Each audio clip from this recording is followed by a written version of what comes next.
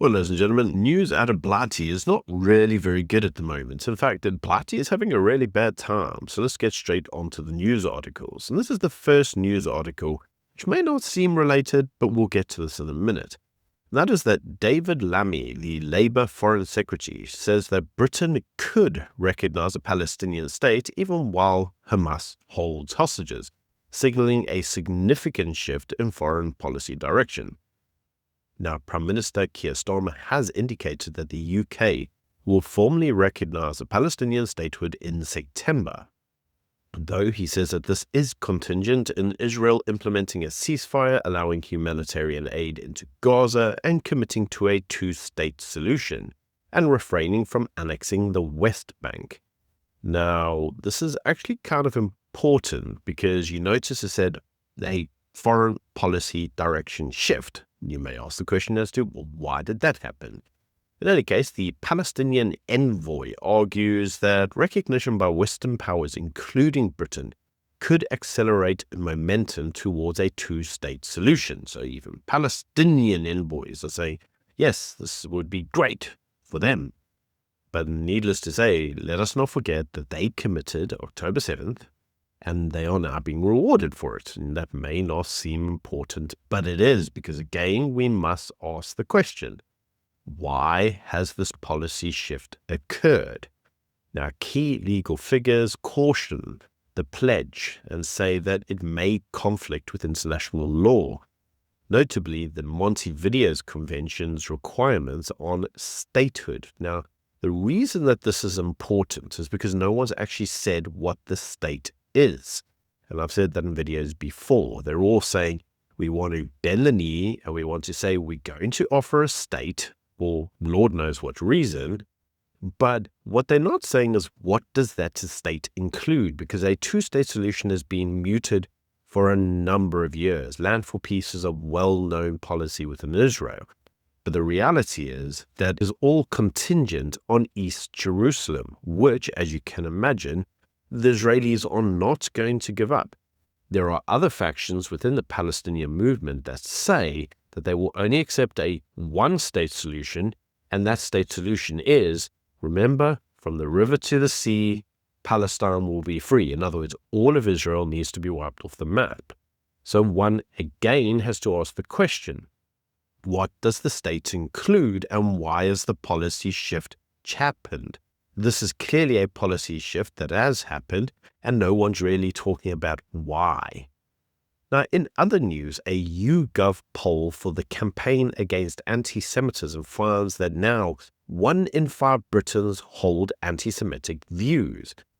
And this uptick has sparked public concern over rising intolerance and broader societal fractures. Now, again, we have to ask, why has the British population suddenly become hugely anti-Semitic?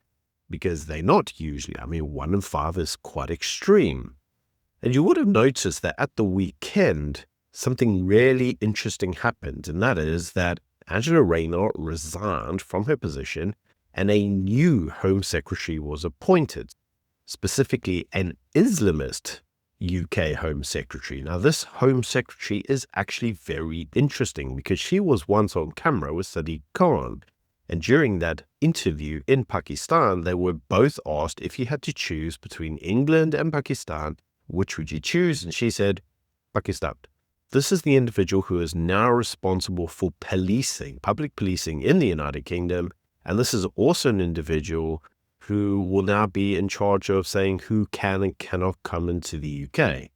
Now, remember that the UK currently has a large amount of illegal migration from, well, Islamist type countries.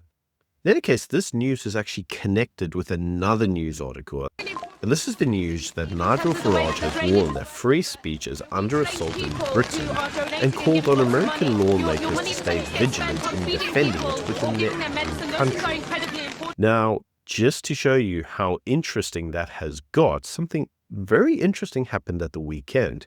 And that is that a man was arrested for calling someone a muppet. Yep, that was it. That's what he did. He called someone a muppet. In fact, you may not believe that because it is just so outlandish. In fact, watch the video yourself. So I've been sat around there all this time, Yet you decide to come and talk to me when I'm leaving. Okay. Well, if you're going to back for me, you're under arrest for Section 4A public order offence. Just give us your camera. Hang on a minute. We'll explain the circumstances. Listen, all I'm going to say is, do you guys really want to do this? Yes, we do. Right, you're arresting me for what offence? Section 4A public order. Public order for what? Second pictures? Hang on a minute. Are you body cam one? Are you recording? Right, can you identify yourself, please, all of you? PCU 692. PCU 623. 870. Sergeant. 1823. 1823. Yeah. Put your hands to your back then. Right, do that, mate. Is this really necessary? At the minute, we don't know if you're carrying anything that might harm us. We don't know anything about you. Oh, that's a fair. Can't see your face, so just out of precaution. All right, let me just speak. That's a fair comment. I'll let you have that. All right, yeah, but I don't have anything what's going to harm you. Everybody says that to us, don't they? And I'm actually just going to go in lobby, because it's a beautiful lobby. Yeah. I'm going to get some, because I ain't got any stills. I'm My going to colleague's take some going to tell you stills the circumstances for why you've been arrested. Am I being arrested or being detained? Been arrested, I haven't said the caution. Arrested? Yeah. Well, what have I done wrong? Did you hear the caution? Section 4A public order. Do you know the caution again, or are you? Well, what have I done? Tell me what I've done. There's been a member of the public who you've apparently been shouting at and calling him a muppet. Right, I'm up it, yeah, and? You caused him alarm and distress. She's very upset right, about it. well, I'm gonna be straight with you guys now. Don't forget you're under caution. You're under caution. I can feel you shaking. I can feel you shaking. Calm down. Calm down. You are shaking. Right, you've got your rights. I'm going to tell you now. Should we go into the office? Calling somebody a muppet. Now, if you thought that was bad, how about an RAF war veteran who was arrested for holding up a sign offending others? In fact, have a look yourself.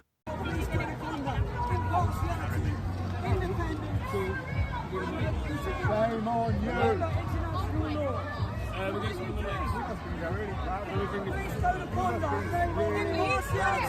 This is disgusting! Disgusting! You're arresting a hero. What are you doing? What the fuck are you doing? You're fucking nonsense, man! You may say, what sign exactly was said individual holding up that caused the outrage? Now, actually, the sign itself was around paying to keep illegals in hotels. So, yes, it was basically around what they were classed as illegal immigrants. Now, you will notice all the Palestinian flags in the background. In any case, this individual was picked up as an actual war veteran of the United Kingdom, picked up as a common criminal and carted away. Now, you see, all of this is very important. You've seen the videos, and I make videos on this quite a lot. The reality is that free speech in the United Kingdom is dead. But to a large degree, many individuals are now in agreement, and that is that the US and Western Europe will collapse due to cultural and demographic conflict by 2050. So they're actually giving it a deadline date. And you may say, well, who exactly is this? Well, actually, it's Xi Jinping, the head of China. The head of China has expressed China's self-confidence in a leaked document called the Chinese Geopolitical Strategy document, where it actually made this prediction, and they see Europe and multiculturalism as a whole as being a form of cultural suicide and one in which the West is dying or committing suicide because of. Now, that in itself is all very interesting because in other news, individuals such as Douglas Murray have also expressed concerns around the ongoing change in the genetic makeup of Europe and what that means for the political future. In fact, you can have a watch yourself right here. That's one of the things, Julia, that I take away from this. This is why I say I don't recognize our country anymore. I really don't. I don't know why we have given in to Islamists and terrorists. I don't know why we've done it. Why is it that Saturday after Saturday, people parade through the streets of London calling for jihad, praising Hamas, praising terrorists, and clambering over and defiling our sacred war monuments? Why do they get to do that every Saturday, but I can't speak in a theatre on Shaftesbury Avenue to a packed theatre mainly of Jews? Why is it that if you call for violence against Jews day after day on the streets of London, that's A-OK with the Metropolitan Police? But if Jews want to congregate in central London, apparently it's not OK, and we'll have to retreat to another venue. I'm not a victim here, and I'm not claiming any victimhood. I don't believe in that. I don't care. I'm not going to shut up. I'll continue speaking. This is my country. London is my city, and I expect to be able to do what I want in my city. But why is it that we have Hamas supporters and all these others who defile our monuments, defile our country, hate our countries, literally spit on our country week after week, but you're not allowed to show solidarity with the Jews or with Israel? It's a despicable situation, and it's come about because of a generational cowardice by politicians of all parties and by the Metropolitan Police and others. I think it's appalling, because I know one thing for sure, Julia.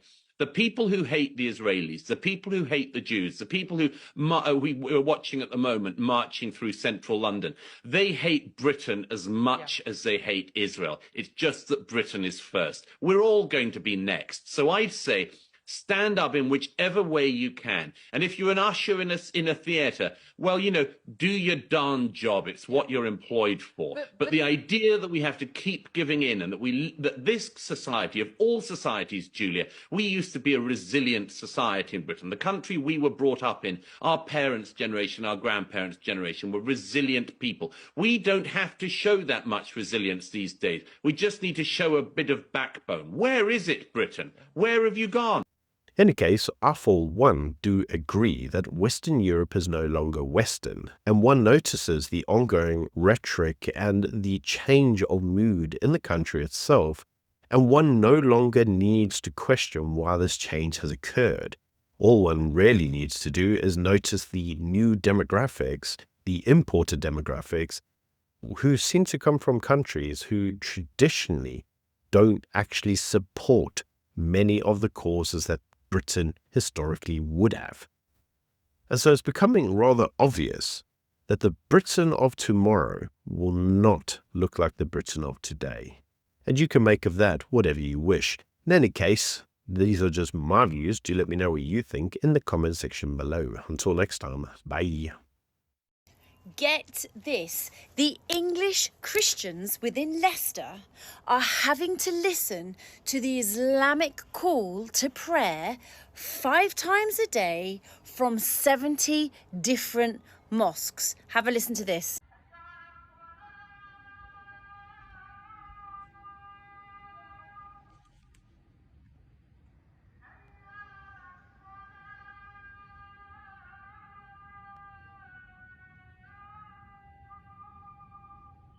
This is the residents of Leicester's morning wake-up call.